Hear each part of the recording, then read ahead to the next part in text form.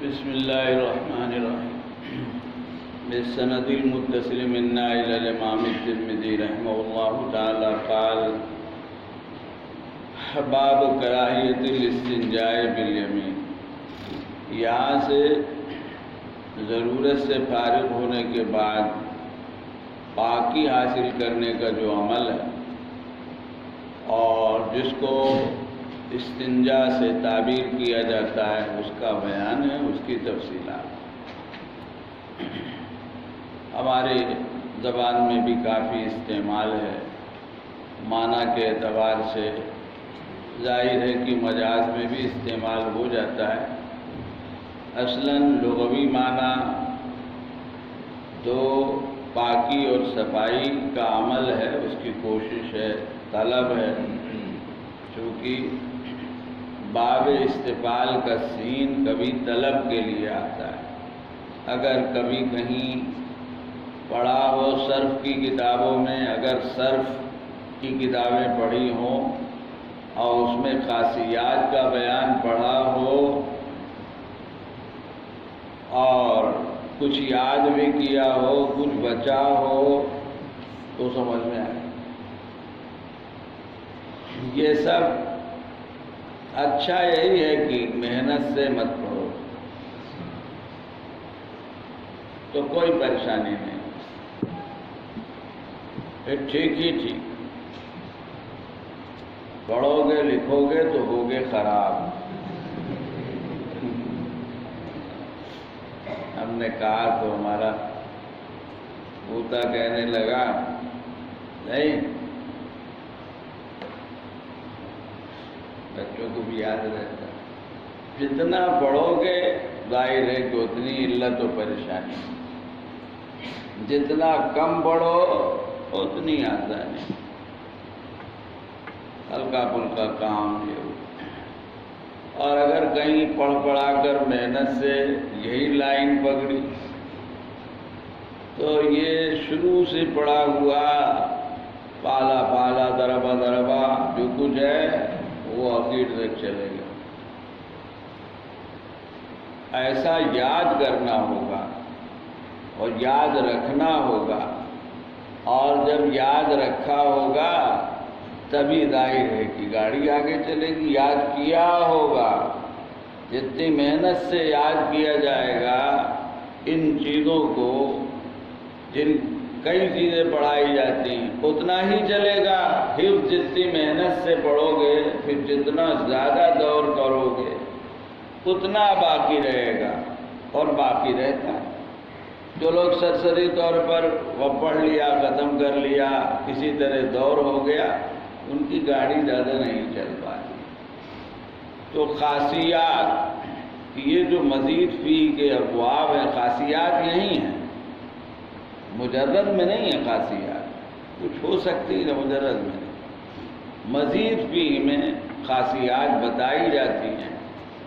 تو اسی میں باب استفعال میں جو سین ہے یہ کبھی کبھی، ہر جگہ نہیں، طلب کے لیے آتا ہے۔ طلب تو استنجا کیا ہے؟ استسقاء کیا ہے؟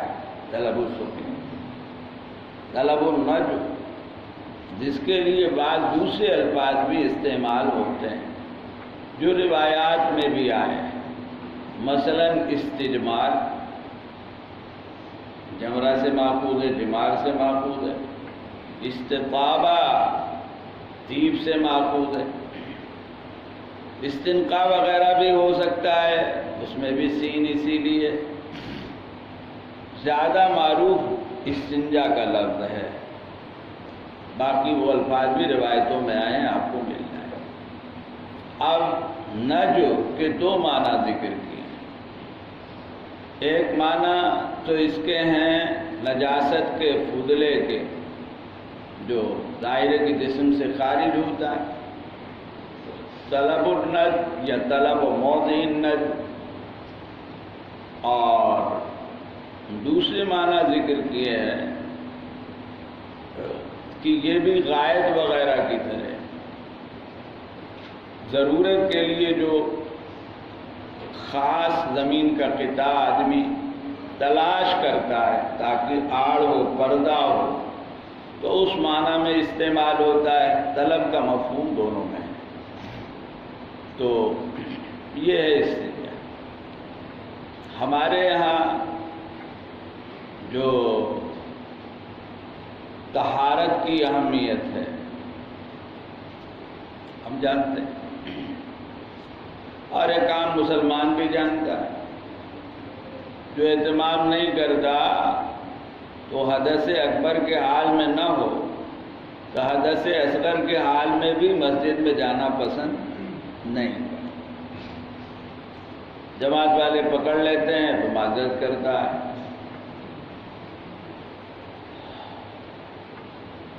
نظافت کی بھی ہمارے یہاں بہت اہمیت ہے، بات یاد رکھیں، بہت سی ہدایتیں ہیں۔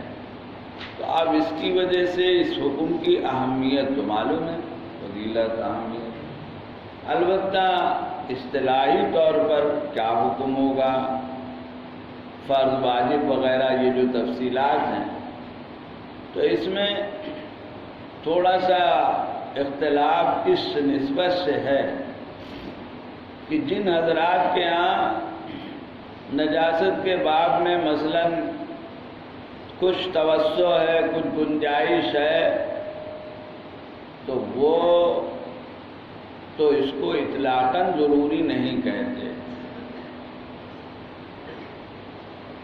اور جن کے یہاں نہیں، آگے کہیں ذکر آئے گا۔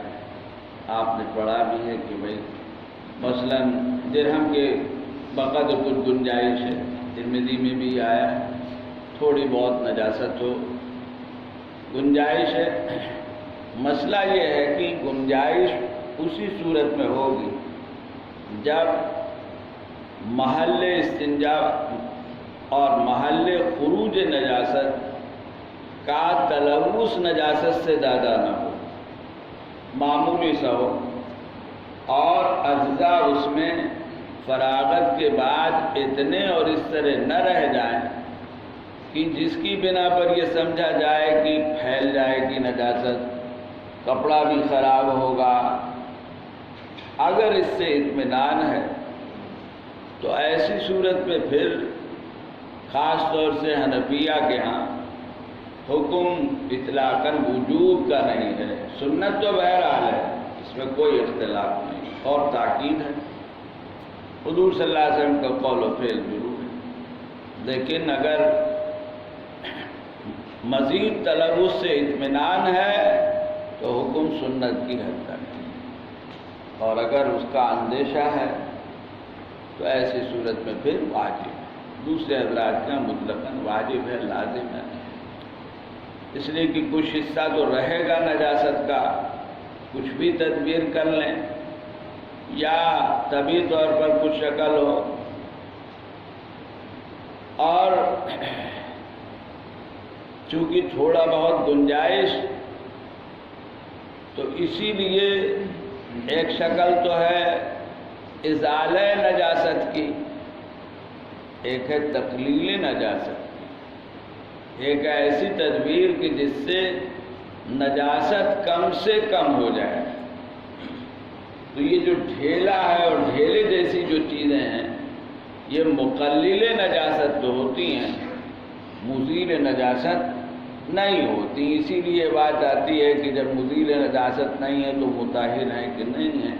توسن یہی کہا گیا ہے کہ چونکہ شریعت میں اس کی اجازت ہے تو ان کو مطہر بھی مان لیا جائے گا، لیکن اصلاً ڈھیلا اور اب یا ڈھیلے کے انداز کی کوئی چیز جس سے محل نجاست کو صاف کیا گیا، جیسے اب آج کل کاغذ چل گئے ہیں جو اسی غرض سے بنے، کاغذ تو بہرحال کاغذ، اور کاغذ ہمارے لیے انتہائی قابل احترام ہے، سادہ ہو یا اس میں کچھ لکھا ہو، کچھ بھی لکھا ہو، اس لیے کہ وہ ہے تو علم،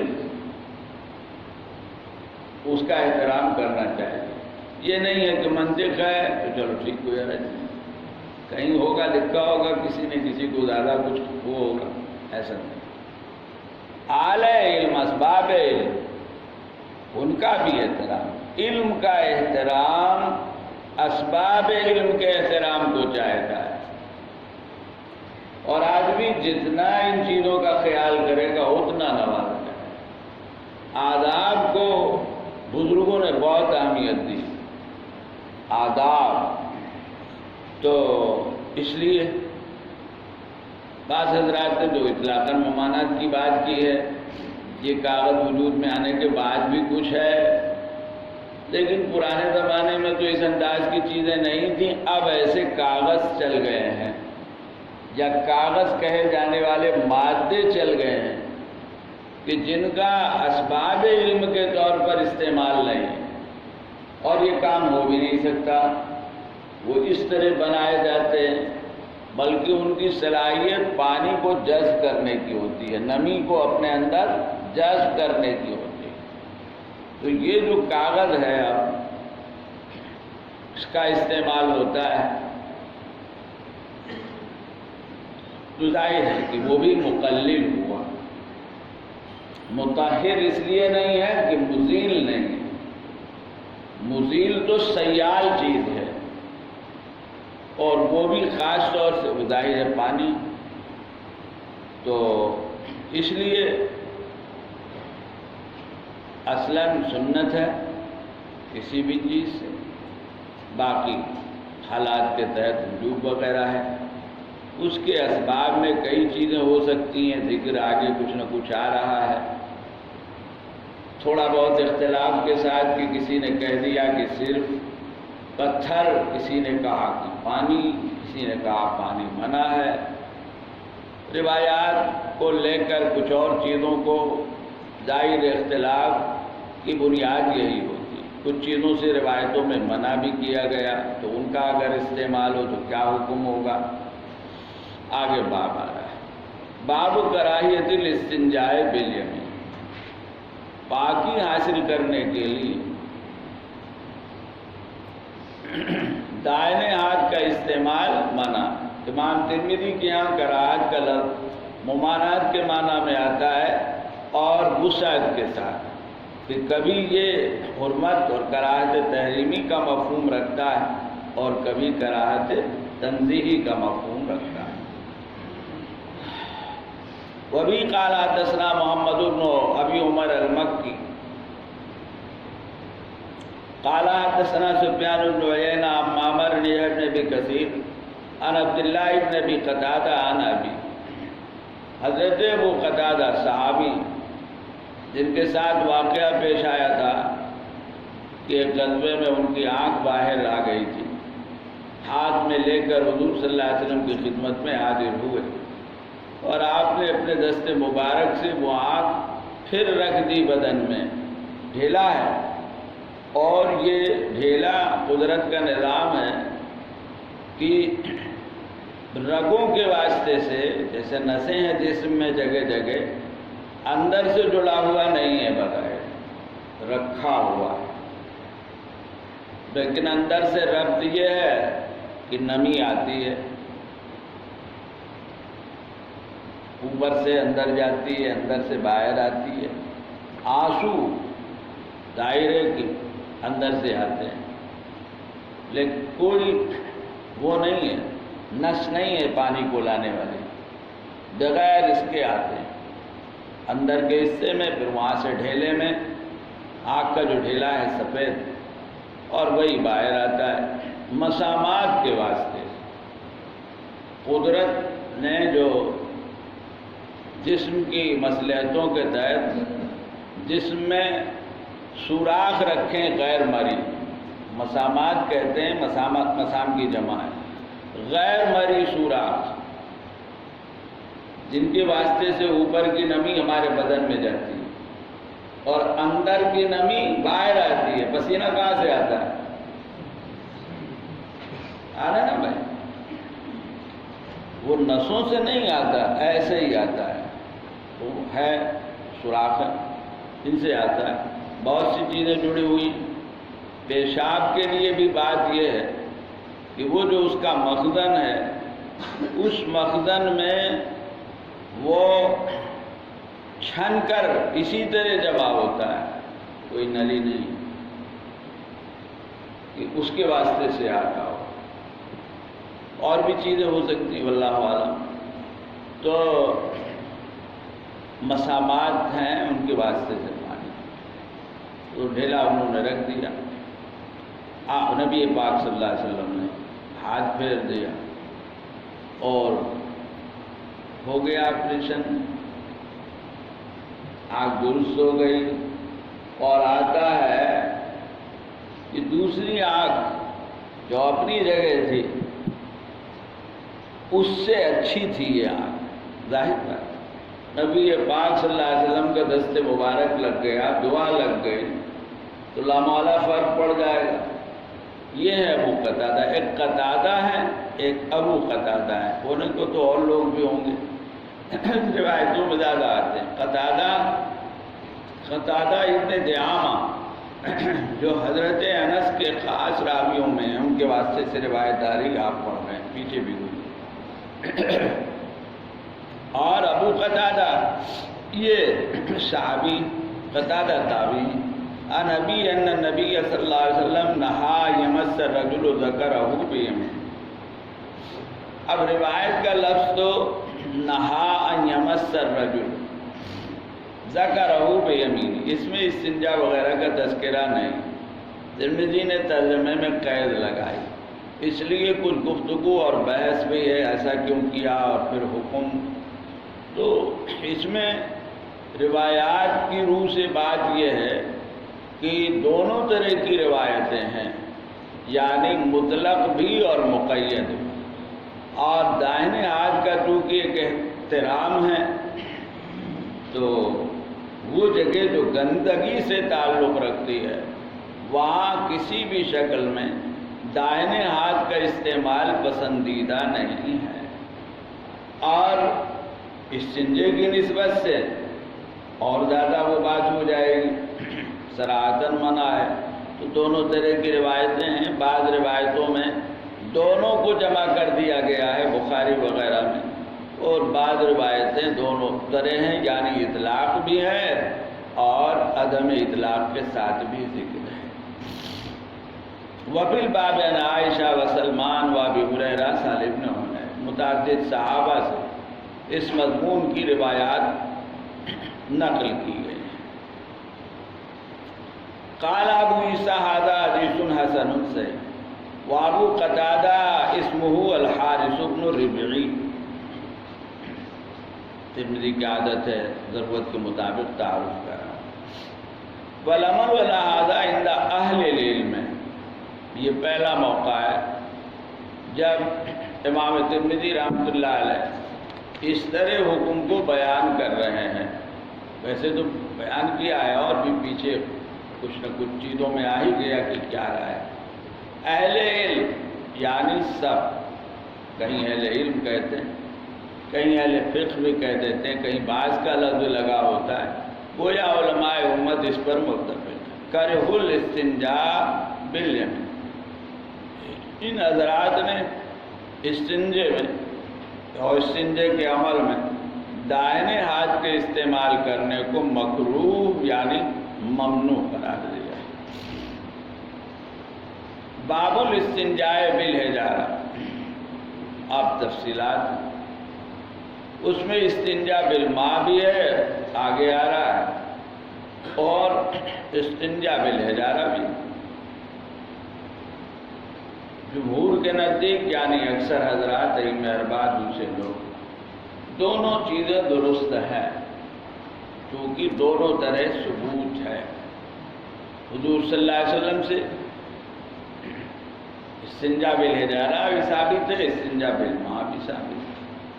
استنجا بالحجارہ کا معاملہ زیادہ معروف ہے کیونکہ وہاں پانی کمیاب تھا تو لوگ عموماً ویسے ہی استعمال کرتے تھے۔ بعد میں ظاہر یہی ہے کہ اسلام کی آمد کے بعد اس کا استعمال شروع ہوا، اور خود حضور اکرم صلی اللہ علیہ وسلم نے کسی نہ کسی درجے اہتمام کیا۔ روایات تین ہیں، تین قسم کی ہیں، صرف حجارہ، صرف ماء، دونوں کو جمع کرنے کی، جس کو سب سے افضل قرار دیا گیا ہے۔ باب الاستنجاء بالحجارہ، حجارہ ظاہر ہے کہ صرف پتھر نہیں، کچھ حضرات کے ہاں تو ہو سکتا ہے، بلکہ جن سے عرض کی ایسی چیز جو تقلیل نجاست کا بالجملہ کام کرے، پھیلائے نہیں، بڑھائے نہیں۔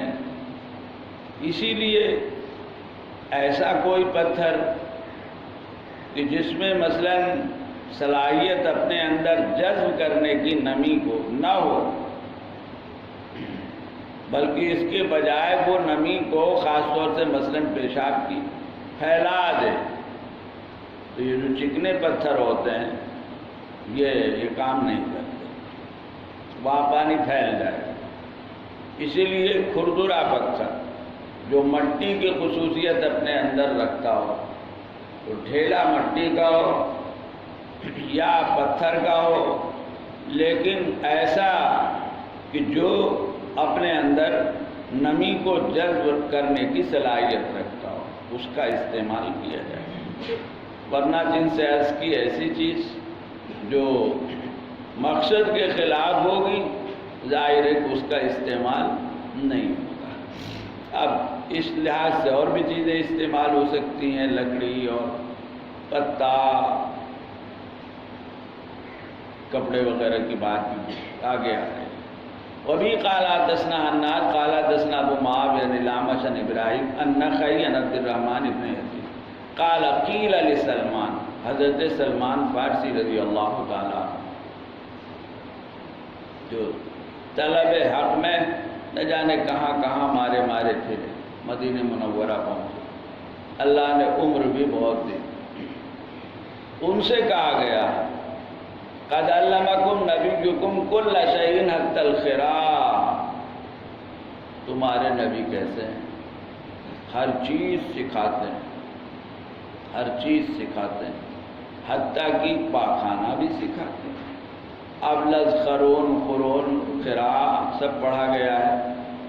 اس میں اختلاف بھی ہے کہ نجاست کے معنی میں اور پھر اس ضرورت کے لیے بیٹھنا وغیرہ مثلاً اس مفہوم میں استعمال، تو زیادہ تر لوگ تو اسی کے قائل ہیں کہ یہ بیٹھنے کے لیے ہے، مصدر حیات ہے، اگرچہ بہت سے لوگ اس کو فتح کے ساتھ پڑھتے ہیں، حدث وغیرہ کے معنی میں، یعنی نجاست کے معنی۔ بہرحال خرون بھی ہے، قرون بھی ہے، خراء بھی۔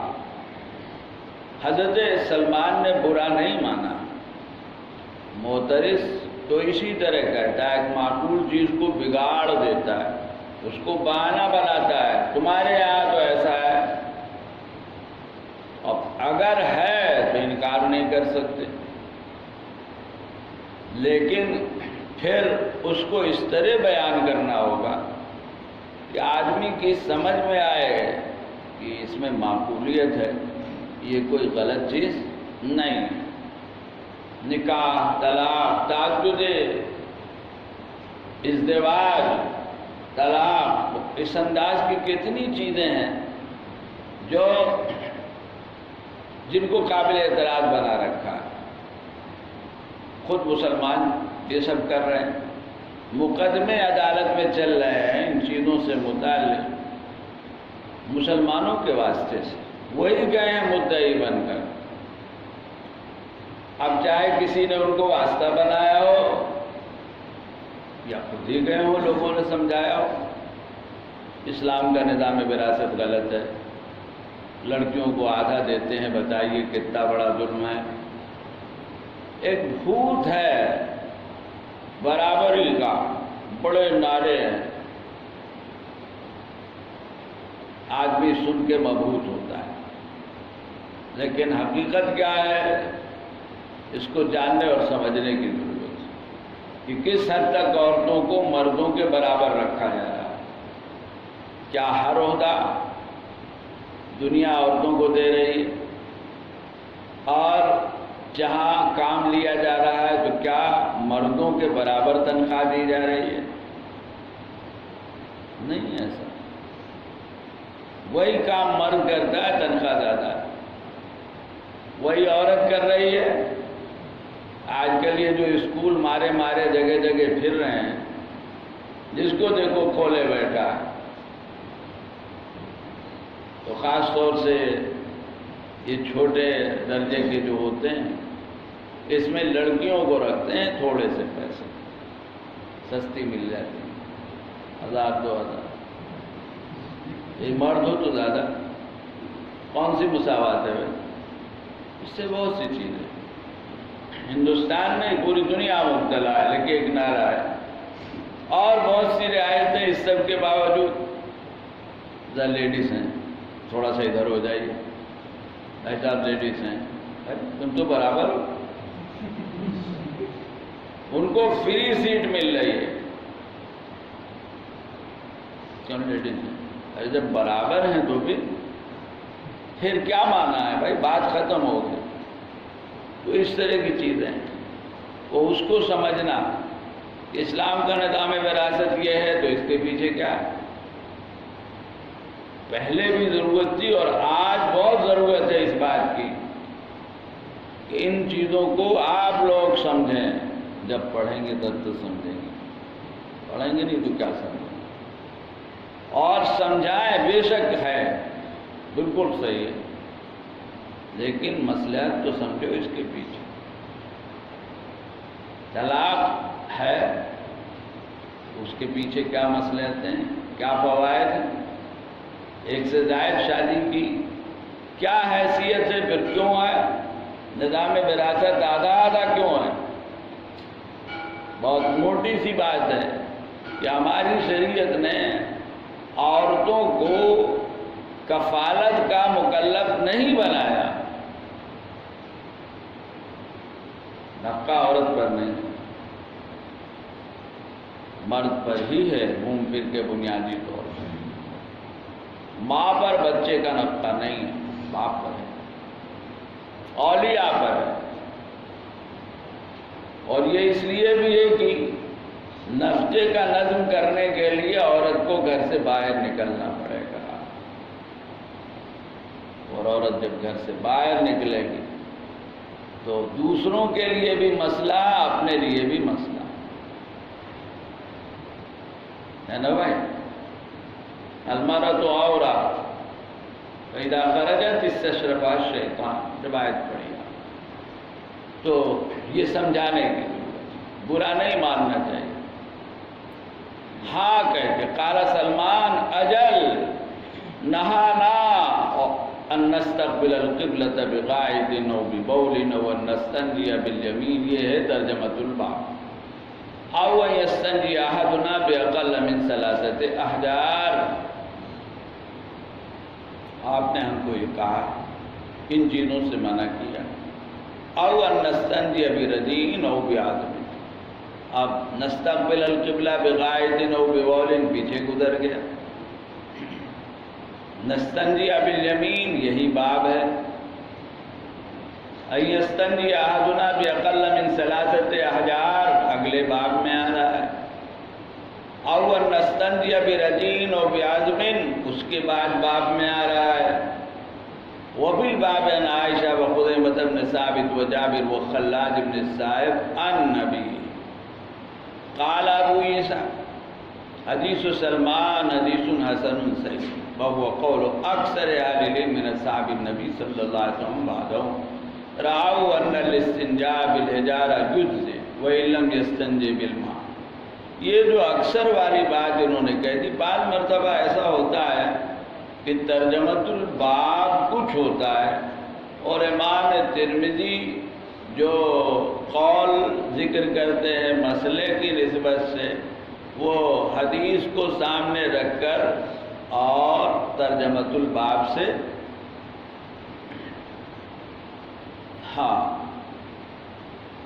قطع نظر یہاں اکثر اہل علم راؤ ان الاستنجاء بالحجارہ جزء، بعض لوگوں نے انکار کر دیا، حالانکہ یہ تو معروف چیز ہے، روایات حد تواتر کو پہنچی ہوئی ہیں، لیکن ہوتا ہے رجحان، جس وجہ سے بھی صحیح، اسی لیے بظاہر امام ترمذی نے اکثر کہا ہے، اور یہ اکثر فی الجملہ جمہور کے معنی۔ وَإِن لَّمْ يَسْتَنْجِ بِالْمَاءِ یعنی پانی ضروری نہیں ہے، وہاں تھا ہی نہیں، ہوتا بھی نہیں تھا، عام طور سے صحابہ نہیں استعمال کرتے تھے، معروف بھی نہیں تھا، اذا انقا اثر الغائط والبول، اسی لیے واقعہ آیا ہے کہ جب آیت نازل ہوئی لَمَسْجِدٌ أُسِّسَ عَلَى التَّقْوَى مِنْ أَوَّلِ يَوْمٍ أَحَقُّ أَن تَقُومَ فِيهِ رِجَالٌ يُحِبُّونَ أَن يَتَطَهَّرُوا وَاللَّهُ يُحِبُّ الْمُطَّهِّرِينَ۔ اس سے پہلے تذکرہ ہے وَالَّذِينَ اتَّخَذُوا مَسْجِدًا ضِرَارًا وَكُفْرًا، مسجد ضرار کا، یہ بات اچھی طرح سمجھ لو، اختلاف ہوتا ہے وہ بھی مولویوں کا، دینداروں کا، تو وہ ہر جگہ آر پار جنت اور جہنم تک بات پہنچاتے ہیں۔ مسجد ضرار جو تھی وہ مسجد کے نام سے ایک عمارت بنائی گئی تھی اور مقصد تھا مسلمانوں کے خلاف سازش کا ایک مرکز بنا۔ ایسا نہیں تھا کہ وہ مسجد تھی، نام تھا مسجد کا۔ اس لیے اگر کہیں کوئی مسجد اختلاف کے ساتھ بنتی ہے اور جی چاہے اور وسعت کر لو کہ کوئی ادارہ بنتا ہے تو اس کو مسجد ضرار نہیں کہہ سکتے، مسجد ضرار نہیں کہہ سکتے۔ کانوں میں بات پڑی کہ یہ تبلیغ والوں نے جب اختلاف ہوا ہے تو دوسرے نظام کے لیے اس طرح کی تعبیرات استعمال کی، نہیں، جو مسجد یا عمارت مسجد کے نام سے نماز ہی پڑھنے کے لیے بنی ہے، یہ بات الگ ہے کہ کچھ کھٹ پٹ ہو گئی محلے میں، تو وہ اخلاص، اس کا ثواب دوسری چیز ہے، وہ مسجد ضرار نہیں۔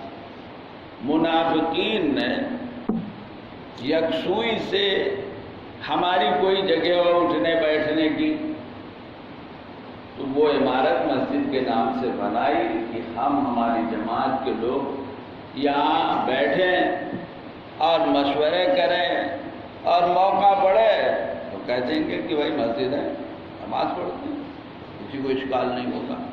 یہ کیا کہا قرآن نے؟ وَالَّذِينَ اتَّخَذُوا مَسْجِدًا ضِرَارًا وَكُفْرًا وَتَفْرِيقًا بَيْنَ الْمُسْلِمِينَ، ہے کہ نہیں ہے؟ تو یہ ہے اس کی تعریف جو قرآن نے کی۔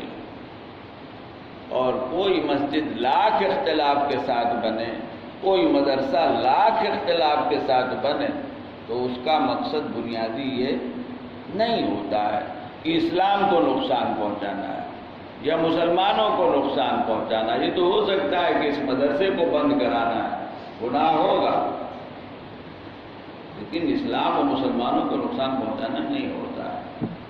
تو اس کا تذکرہ اس کے بعد یہ تو یہ آیت جب نازل ہوئی اور یہ عمل وہاں معروف نہیں تھا، لوگ عام طور سے کرتے نہیں تھے، تو آپ صبح ہی صبح تشریف لے گئے قبا والوں کے لیے بات آئی تھی۔ پہلی مسجد وہیں بنی، نظام نہیں بنا، متصل آبادی تھی، پہلے فاصلہ تھا، جو ظاہر ہے کہ آبادیاں بڑھ چکی ہیں۔ ابھی لوگ فجر کے بعد مسجد میں تھے، آپ پہنچے، فرمایا کہ بھائی طہارت کے باب میں تمہارا کیا عمل ہے کہ اللہ تعالیٰ نے تمہاری تعریف کی ہے۔ لَمَسْجِدٌ أُسِّسَ عَلَى التَّقْوَى مِنْ أَوَّلِ يَوْمٍ أَحَقُّ أَن تَقُومَ فِيهِ رِجَالٌ يُحِبُّونَ أَن يَتَطَهَّرُوا۔ کیا چیز ہے آخر؟ تو کہا اللہ کے رسول کوئی خاص بات تو نہیں ہے، ہاں بس یہ ہے کہ ہم نے اپنے پڑوسی یہودیوں کو دیکھا کہ وہ جب استنجا کرتے ہیں، ان ضرورتوں سے فارغ ہوتے ہیں، تو وہ ڈھیلے کے ساتھ پانی کا بھی استعمال کرتے ہیں یا پانی کا استعمال کرتے ہیں، تو ہم کو اچھا لگا، تو ہم نے ڈھیلے کے ساتھ پانی کا استعمال شروع کر دیا۔ یہ عام ماحول سے بالکل الگ چیز تھی، اور ظاہر ہے کہ طہارت کے باب میں یہ اہم تھی بمقابلے ڈھیلوں کے۔ تو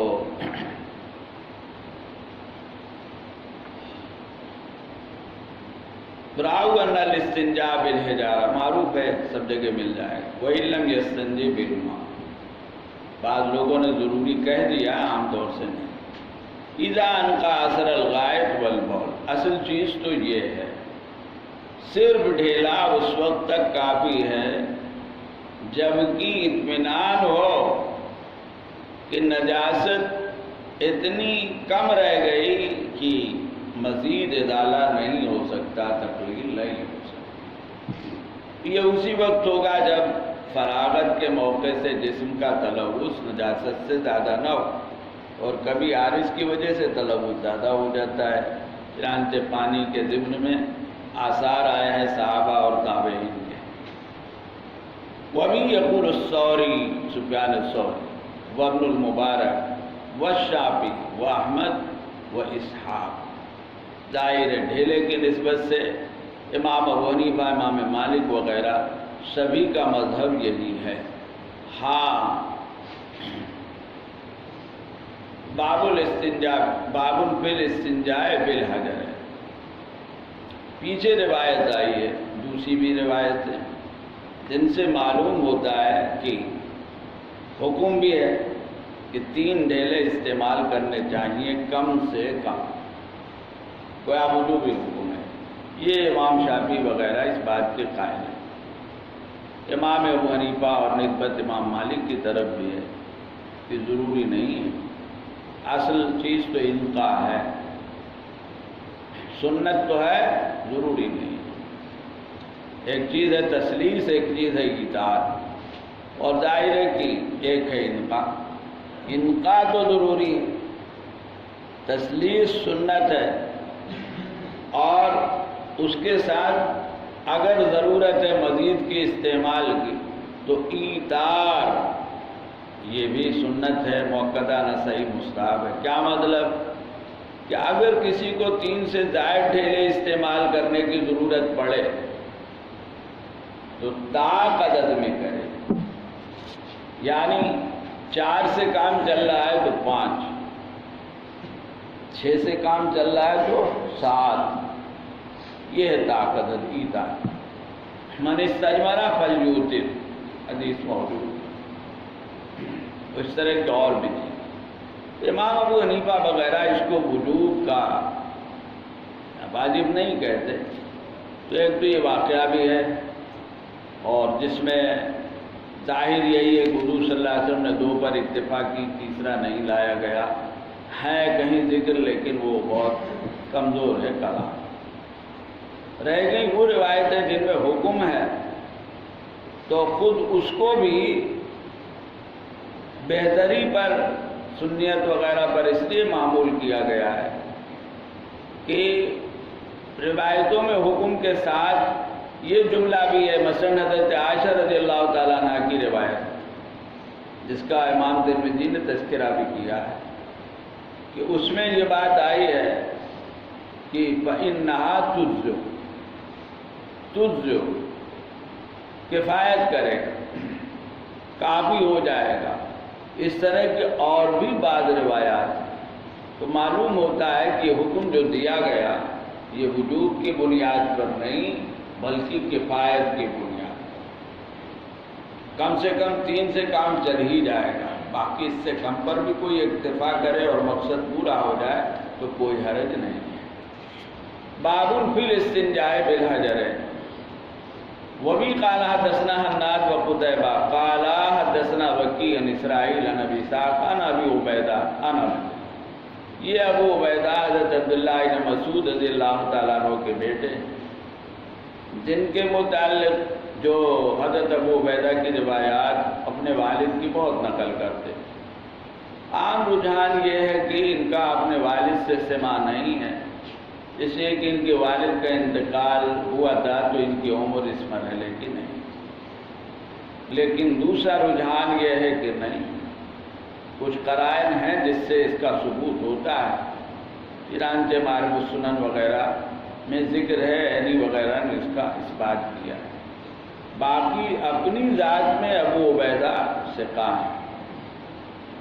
ان کی روایت میں اگر کلام ہے تو ابن مسعود کی جو روایت ہے اس میں ہے کہ والد سے سماع پہ انکار ہے، لیکن خود یہ ثقہ ہے. دوسری خاص بات یہ ذکر کی گئی ہے، امام طحاوی نے بعض موقع پر فرمایا ہے کہ یہ بات بھی طے ہے کہ انہوں نے نہ سنا ہو اپنے والد سے، لیکن یہ اپنے والد کے علوم کے امین تھے. ان کے تلامذہ سے بڑے اہتمام سے اپنے والد کی چیزیں انہوں نے جمع کی. تو ایک تو اپنی ذات میں سے کہا، دوسرے فکر کر کے جمع کرنے والے. اور بعض روایات سے یہ بات ثابت ہوتی ہے کہ والد سے سنا بھی ہے تو روایت مضبوط ہو جاتی ہے. عن عبد اللہ قال خرج النبی صلی اللہ علیہ وسلم لحاجتی فقال التمس لی ثلاثۃ احجار. آپ کہیں گئے ساتھ سے اس سندے کو جاؤ 3 ڈھیلے لے آؤ. قال فاتیت بحجرین، میں 2 ڈھیلے لے کر آیا.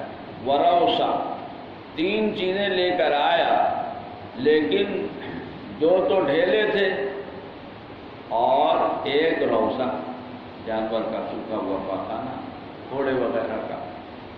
بظاہر جگہ ایسی تھی، بعض زمین ایسی ہوتی ہے کہ آپ کو کثرت سے ڈھیرے مل جائیں، پتھر یا کچھ بھی. بعض جگہ ٹھوس ہوتی ہے، کھود کے بھی نہیں نکال سکتے اور ملتے بھی نہیں ہیں. زیادہ تر پتھر ہے، اس انداز کی ہے، تو اب وہاں تلاش کرنا پڑتا ہے. تو آپ تو حاجت میں مشغول ہو گئے، ان سے کہا کہ لے آؤ. تلاش کر کے ادھر ادھر انہوں نے تلاش کیا تو ان کو 2 ہی پتھر ملے، ایسا نہیں ملا. لیکن تیسری یہ چیز تھی، لے آئے. وآخذ الحجرین والقى الروثا وقال انها رکس بھی آیا، اور میں نہیں، یہ تو خود نجاست، اس سے کہاں کام ہوگا. اب معروف جو اس روایت کے طرق ہیں، اختلاف ہے، خود ترمذی نے ذکر کیا، اس میں یہ نہیں ہے کہ آپ نے فرمایا ہو کہ جاؤ تیسرا لے آؤ اور یہ لائے ہوں، خود تلاش کر لیا ہو. سب احتمالات ذکر کیے گئے ہیں. نہیں ہے 1-2 طرق جن میں کچھ ذکر آتا ہے کہ تیسرا لے آئے، لیکن ان کی وہ حیثیت نہیں ہے. اس سے استدلال ہے کہ 2 پتھر سے آپ نے کیا. معلوم ہوا کہ 2 پتھر سے استنجا ہو سکتا ہے، جبکہ حکم والی روایتوں میں آپ نے یہ بھی فرمایا ہے کہ بھائی 3 سے کام چل جائے گا. تو معلوم ہوا اجزاء کی بنیاد پر یہ حکم دیا گیا ہے، نہ یہ کہ استقلالاً اس کا وجوب ہے. قال ابو عیسیٰ هكذا روى قیس بن الربیع هذا الحدیث عن ابی اسحاق عن ابی عبیدہ عن عبد اللہ. اصل میں حضرت ابن مسعود کی یہ روایت نحو حدیث اسرائیل، ان سے ان کے کئی شاگردوں نے نقل کی. اس میں تھوڑا سا اختلاف ہو گیا. ایک طریق تو یہ ہے کہ ابو اسحاق نے اور ان سے اسرائیل نے، اور ابو اسحاق کی روایت میں اختلاف ہوا ہے جو نیچے نقل کیا. تو ابو اسحاق ابو عبیدہ کا واسطہ ہے. وروى معمر و عمار بن رزیق عن ابی اسحاق، اور ابو اسحاق کے بعد دوسرے تلامذہ کہتے ہیں ان علقمہ ان عبد اللہ، یعنی ابو عبیدہ کے بجائے علقمہ کا نام لیتے ہیں. وروى زہیر، یہ بھی ایک شاگرد ہیں، عن ابی اسحاق عن عبد الرحمن ابن الاسود عن ابی الاسود ابن یزید، یہ بھی ابن مسعود کے شاگرد ہیں، عن عبد اللہ. وروى زکریا بن ابی زائدہ عن ابی اسحاق عن عبد الرحمن ابن یزید عن عبد اللہ. هذا حدیث فیہ اضطراب، یہ تو بڑا اختلاف ہو گیا. حالانکہ کوئی ایسی بڑی بات نہیں ہے. ایک حدیث ہے جس کو اپنے شیخ سے کئی لوگوں نے سنا ہے اور پھر ان سے سننے والے ہیں، اس میں کچھ اختلاف بھی ہو رہا ہے، لیکن ناممکن تو نہیں۔ علقمہ بھی ابن مسعود کے خاص شاگرد، عبد الرحمن ابن اسود کے والد اسود ابن یزید بھی خاص شاگرد، عبد الرحمن ابن یزید بھی شاگرد، اور ابو اسحاق سب کے شاگرد۔ اب ابو اسحاق کے نیچے جو ان کے شاگرد ہیں مثلا ان میں اختلاف ہو رہا ہے، تو اس کا باعث یہ بھی ہو سکتا ہے کہ ایک استاد کوئی چیز اس طرح سنتا ہے تو بسا اوقات وہ جب بھی بیان کرے تو سب سلسلے نہیں بیان کرتا، کبھی یہ سلسلہ کبھی وہ سلسلہ اس طرح بیان کرتا ہے۔ پھر بھی اختلاف ہو گیا کہ ان طریق میں کون سا طریق بہتر ہے۔ یہاں امام ترمذی نے اپنے استاد امام بخاری سے اختلاف کیا۔ امام بخاری نے جو طریق پسند کیا ہے، جس کو ترجیح دی ہے اور جس کے واسطے سے یہ روایت کو اپنی صحیح میں لائے ہیں، امام ترمذی رحمۃ اللہ علیہ نے اس کے بجائے دوسرے طریق کو پسند کیا۔ قال ابو عیسیٰ سألت عبداللہ ابن عبد الرحمن، آپ نے پڑھا ہے علل میں کہ عبداللہ ابن عبد الرحمن سے میں نے بہت سی چیزیں سنی، پوچھی۔ ایو روایات فی ھذا نبی صاحب ولم یختلف فیہ بشیء، انہوں نے کوئی فیصلہ نہیں کیا۔ وسألت محمد عن ھذا، اور میں نے بخاری سے بھی پوچھا، فلم یختلف فیہ بشیء، لیکن کأنہ رأى حدیث زہیر۔ یہ حضرات ائمہ فن ہیں، لیکن جو نوعیت ہے اس نوعیت کی بنا پر دو ٹوک کوئی بات نہیں کہہ سکتے۔ بخاری نے کچھ نہیں کہا، لیکن بخاری کے عمل سے ترمذی نے ایک بات سمجھی، اس کا تذکرہ کیا۔ کانہ رأى حدیث زہیر عن ابی اسحاق عن عبد الرحمن ابن الاسود عن ابی عن عبداللہ اشبہ۔ ایسا سمجھ میں آتا ہے کہ اس طریق کو بہتر سمجھا ہے، کیوں؟ ووضعہ فی کتابہ الجامع، اس لیے کہ بخاری نے اسی روایت کو اس طریق سے جامع میں ذکر کیا ہے۔ وَأَصَحُّ شَيْءٍ فِي هَذَا عِندِي، یہ علم کا باب ہے جہاں تحقیق اور تفصیل میں شاگرد اپنے استاد سے اختلاف کر سکتا ہے ادب کے ساتھ۔ میرے نزدیک بہتر ہے کیا؟ اصح حدیث و اسرائیل، جس کو انہوں نے سب سے پہلے لیا، اور ان کے مطابق بھی ہیں قیس عن ابی اسحاق عن ابی عبیدہ عن عبداللہ۔ فرماتے ہیں اس لیے کہ ابو اسحاق کے جو شاگرد ہیں یہاں، وہ میرے نزدیک زیادہ معتمد ہیں بمقابلے زہیر کے، اور ترمذی بخاری وغیرہ نے زہیر کو اہمیت دی ہے، وہ حافظ ابن حجر وغیرہ نے بھی اسی کی نسبت سے گفتگو کی ہے، کلام کیا ہے وغیرہ ذالک۔ تو لأن اسرائیل اثبت و احفظ لحدیث ابی اسحاق، میری رائے میں اسرائیل کو اپنے استاد کی حدیثیں زیادہ یاد تھیں۔ من ہاؤلا وہ تابعہ لذالک قیس بن الربیع، پھر اکیلے نہیں۔ وسمعت ابا موسیٰ محمد بن المثنی یقول، وسمعت عبد الرحمن بن مہدی یقول، یہ توثیق ہے اسرائیل کی۔ ما فاتنی الذی فاتنی من حدیث سفیان الثوری عن ابی اسحاق، سفیان الثوری کی وہ روایات جو انہوں نے ابو اسحاق سے نقل کی وہ مجھ سے فوت ہوئی، میں نے چھوڑ دی۔ کیوں؟ الا لما اتکلت بہ علی اسرائیل۔ سفیان ثوری بھی ابو اسحاق کے شاگرد ہیں، لیکن سفیان ثوری کے واسطے سے ابو اسحاق کی روایت لینے کے بجائے میں نے اسرائیل سے لی، چونکہ میں نے اسرائیل پر زیادہ بھروسہ کیا۔ لأنه كان يأتي به أتم۔ قال ابو عیسیٰ وزہیر فی ابی اسحاق لیس بذلک، یہ اختلاف کی وضاحت ہے۔ میرے نزدیک زہیر کا مقام اسرائیل کا نہیں ہے، لأن سماعه منه بآخرۃ، میرے علم کے مطابق زہیر کا سماع ابو اسحاق سے اخیر عمر کا ہے، جب کچھ ان کا حافظہ متاثر ہو چکا تھا۔ سمعت احمد بن الحسن یقول، سمعت احمد بن حنبل یقول، اذا سمعت الحدیث عن زائدہ و زہیر فلا تبالغ۔ امام احمد کہتے تھے کوئی حدیث زائدہ اور زہیر سے سنو تو پرواہ نہ کرو، اللہ تسمعوا من غیرہما الا حدیث ابی اسحاق، لیکن زہیر کی حدیث ابو اسحاق کے حق میں زہیر کی حیثیت نہیں. وہ ابو اسحاق اسمہ عمرو بن عبداللہ السبی الحمدانی، حمدان بھی ہے اور حمدان بھی ہے، دونوں لفظ ہیں. حمدان یہ ایک علاقے کا نام ہے اور حمدان ایک قبیلے کا نام ہے. رواد بظاہر قبیلے کے ہیں، اسی نسبت سے ان کے ساتھ یہ نسبت استعمال ہوتی ہے. اس جگہ کے نہیں، شہر رہا ہے کہیں وہی جہاں سے زیادہ لوگ چلے ہمارے یہاں ہندوستان میں. ہاں کشمیر میں شیخ علی حمدانی، حمدانی، پرانے بزرگوں میں جو ہندوستان کے چاروں طرف آرام فرمائیں کسی حال میں، مجھے جہاں تک یاد ہے شاید حضرت مولانا عالمی اثار رحمۃ اللہ علیہ کا خطاب ہوا تھا، نیا نیا جب بنا تھا تو حضرت مولانا نے فرمایا تھا حالات کے تحت کیسا محسوس ہوتا ہے، حالات ملک کے اس رخ کو جا رہے ہیں کہ ہم کو دین کے کام کے لیے مسجدوں میں سمٹ جانا پڑے گا. پھر دوسری بات فرمائی، لیکن امید ہے کہ ایسا نہیں ہوگا، اس لیے انشاءاللہ، اس لیے کہ ہندوستان میں چاروں طرف اللہ کے بڑے بڑے برگزیدہ بندے ہیں جنہوں نے آنسو بہائے ہیں.